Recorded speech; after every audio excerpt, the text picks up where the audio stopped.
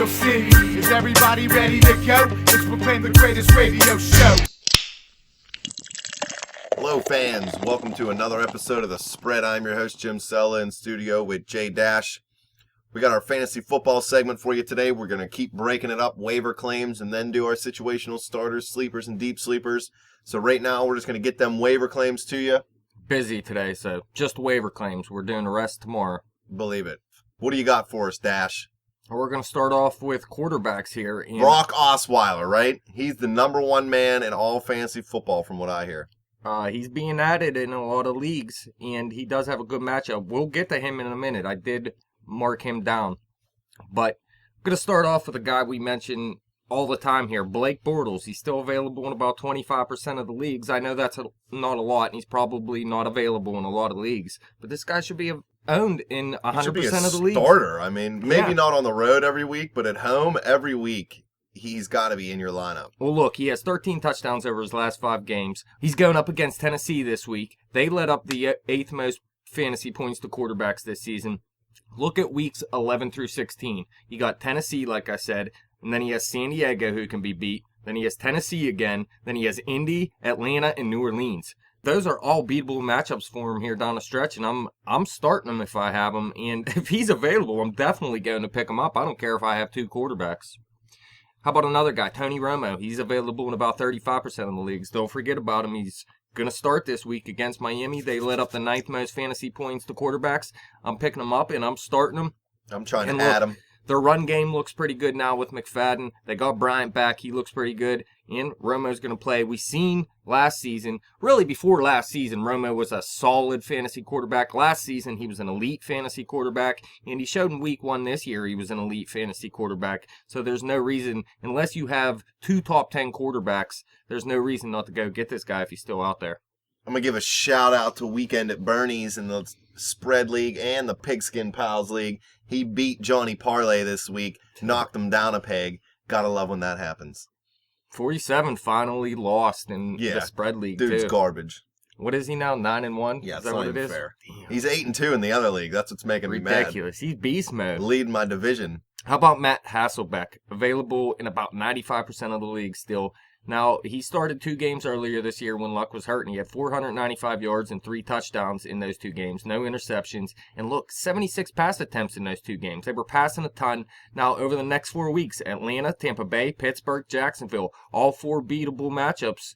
And Luck isn't supposed to be back for those 4 matchups. So, Hasselbeck, he's not the best option in the world, but he has good matchups, and he played well earlier this year. As long as Hasselbeck doesn't stroke out in the middle of the field, he'll do all right out there fantasy-wise. And if they go to overtime and he wins the toss, he better not say, we're going to take the ball and we're going to win the game. And we're going to score. Ridiculous. Dude's never scored in his life. Marcus Mariota, available in about 60% of the leagues. Now, he had a huge week 2 weeks ago against New Orleans, we remember, 371 yards and 4 touchdowns. And we mentioned last week to go ahead and pick him up, but don't play him because he's going up against Carolina, and they're good at stopping the pass, and he didn't play very well, 185 yards and a pick. But he's still a solid option in good matchups, and you look over the next 3 weeks, he has Jacksonville twice and Oakland, and those are all beatable matchups for a quarterback. So Mariota over the next 3 weeks isn't a bad option. We'll see if he gets more comfortable in Malarkey's offense. 2 more quarterbacks here. The first one, Jay Cutler. Don't say his name in fantasy. I know, but look, he's available in about 60% of the league still. He has 20 or more fantasy points in each of the past 6 weeks. 11 touchdowns and 3 picks in that span. 3 interceptions in a span of 6 weeks for Jay Cutler. How about that? Last week, at St. Louis, a hard place to play, they led up the 2nd least points to fantasy quarterbacks this season. 258 yards and 3 touchdowns. He did it big. They went out and blew out St. Louis, actually. Now, he does have Denver this week. They allow the least fantasy points to quarterbacks, so I'm not trusting him. But it does get easier after that, and he showed over the past 6 weeks he is one of the top 15 quarterbacks in fantasy. I'm not debating anything you said. My only qualms with Cutler is he's one of those guys that every time I add him, he could be the best fantasy player in the world. As soon as I add him, dude's garbage. It's just like when I bet on Atlanta. They win unless I pick them, and then they just lose. There was a point in time he was a top 5 fantasy quarterback. Believe it. In the last one, Brock Osweiler, like you there were saying he is. before. He's available. Dude stinks. He's available pretty much in every league. I think 2% of the leagues picked him up, and those are leagues that have no waiver wire, and you just pick people up whenever you want. But I wouldn't look at this guy as a long-term option. Who knows when Peyton Manning's coming back, first of all. And Brock Osweiler isn't a beast or anything, but he does have a good matchup at Chicago this week. They led up the 16th most fantasy points to quarterbacks. I'm not going to pick him up and start him, though, so the only way I'm grabbing this guy is really if it's a 2-quarterback league or something. You know what I mean? Yeah, I mean, if you have somebody who on your team you really think is garbage and for some reason you think this guy can be good, you can stash him, but I certainly wouldn't be playing him until I've seen what he can do for at least 1 or 2 weeks. I don't think he's ever started a regular season game. I don't even know if he's going to last 3 weeks. Who knows? We'll have to see. Peyton's old. I don't think his foot's ever going to heal. Well, who knows, though? If he's so bad, they might have to go out and sign someone. Yeah, they might. I mean, they're still in playoff contention, so you'd hate to see, at least from their standpoint, to just throw that all away. All right, let's move on to a couple running backs here. There isn't much out there this week for running backs. Running back's been a tough position this year. I mean, There's usually only like 8 guys. I know that it's one of the solid. most limited positions already in fantasy, but it just none of the top guys are really doing anything. I seen something on ESPN before coming into this week of the top 10 projected running backs. Only 2 were even in the top 10 standings as far as running backs went, and that was Forte and Peterson. That's why a lot of people move away from running backs early in the draft and they move to receiver and quarterback and stuff. But I look at it the other way. It's so hard to find running backs. I'm piling up on running backs because throughout the season, I can work the waiver wire and put a good team together. I drafted C.J. Anderson in the first round this year. He did not work out for me. I dropped him, but I'm okay because I worked the waiver wire well, and I load up on running backs early. I drafted Arian Foster early, too. You know that. But, yeah, I want running backs early in the draft because if you have 3-4 good running backs, that means other teams have no good running backs. I got Peterson, Gurley, McCoy, and Forte. Yeah. See, you're set up. Well, you got Forte, luckily, though. That was ridiculous. Hey. But the first luck guy plays a part in fantasy. Ask Johnny Parlay. It does. Well, that kind of luck, though, is ridiculous. You can't have morons playing in your league. Anyways, Matt Jones. He's available in about 50% of the leagues. He's not a guy that I'm really excited about or anything, but he's been getting more playing time recently. He had 11 carries for 56 yards last week, 3 receptions for 131 yards and a touchdown. So he did it big in the passing game. Now, he has Carolina this week, and when you think of Carolina, you think great defense, and you'd think they stop fantasy running backs pretty well, but actually they let up the 8th most fantasy points to running backs this season. So it's not a terrible matchup, and in a deeper league, I don't mind playing him at flex or something. But Eddie B actually picked him up last week and played him, and he put up over 30 points for him. So, nice pickup there, Eddie B. But Matt Jones, yeah. It's all luck, Eddie B. Just in deeper leagues, he's not a guy that I'm looking to pick up and start every week moving forward. And the same with this next guy. Remember this guy from the beginning of the season? No, Jay Ajayi, the running back from Miami. Screw that, dude. Well, look, he's available in about 80% of the league still. It's pretty amazing. He's already owned in 20% of the leagues, considering he hasn't really done much this season. I think that was people that just drafted him. Keeper because leagues. People were, keeper leagues, yes, and people that drafted him and don't pay attention to their teams all season probably too. Which is what 47 used to do. Please believe. If he would have drafted Ajayi last season, he'd still have him. But look, over the past 2 weeks ago at Buffalo, he had 5 carries for 41 yards. Last week at Philadelphia, 6 carries for 48 yards. Now, in a dynasty league, this is a guy you're going to want to go pick up. But in redraft leagues, only the deepest of leagues, I'm looking at this guy, but he should see 6 to 8 touches per game moving forward because of how well he's played since they started giving him the ball. Now, Lamar Miller, he is a beast. If he happened to go down, Ajayi would be a great guy to pick up and put in your lineup. I don't know. I mean, if he plays, he might be able to, but is he really gonna play? I mean, well, like Jay I said, Ajayi? They're trying to get him. Well, he's just a rookie, man. You remember? Yeah. So they want to get him more touches moving forward. It's kind of hard because Lamar Miller's been playing great recently, but Ajayi is their future. So they're going to want to get him touches. Now he's not going to see 15 touches a game or anything like that. Well, that's what I'm saying. Just the deepest leagues, man. If you're in a 12, 14, 16 team league, it's hard to find running backs, and even a guy that can get you 8 points might help you out. Crazy if you're in a 16-team league. Tough. It's too many players. All right, let's move on to some wide receivers here. And the first guy, this should be the number one claim in fantasy this week, Danny Amendola. He's available in about 70% of the leagues. Edelman went down, having surgery. He's going to be out a while, maybe the whole season. We'll have to see. But Amendola, with Edelman going down last week, look, 11 targets, 10 receptions for 79 yards against the Giants. He has 3 double-digit fantasy performances over the past 5 weeks, so it wasn't like he was irrelevant. Now he's the number 2 wide receiver option for Tom Brady out there, so he's a must-add at this point. Who would you say is number 1, LaFell? LaFell's number 1. Yes. Danny Amendola, number 2. Good waiver pickup. Obviously, Gronk's the number 1 target, though. Believe it. But he's actually been staying in the block more often recently over the past 3 weeks or so, and that's taken away from his production just the slightest, though. He's still a beast. Well, Gronk's always a beast. Another guy that is a must-add, but he's only available in about 30% of the leagues, is Stevie Johnson. Keenan Allen, we said, went down for the season. What was it, 2 weeks ago he went down? Something like that. Yeah, kidney issues. Pee and blood. Please believe. And now Malcolm Floyd is done as well. So those two are gone. They got Antonio Gates out there. I think Ladarius Green is going to become more of a receiver out there because they're losing all the receivers. They got Dontrell Inman. Stevie Johnson's the number 1 wide receiver out there, and he's a must-own because we've seen Phillip Rivers in that passing game has been one of the best in football this season. Without Keenan Allen, it might not remain one of the best, but Stevie Johnson is still a guy that's going to be able to get it done considering that he's the number 1 wide receiver for Rivers. Stevie. I hate that dude. You look at his last game versus Chicago before the bye. He had 10 targets, 7 receptions for 68 yards. So that's 13 points right there in PPR. Not terrible. PPR. But now, with Malcolm Floyd going down, Stevie Johnson's the guy. How about Michael Floyd?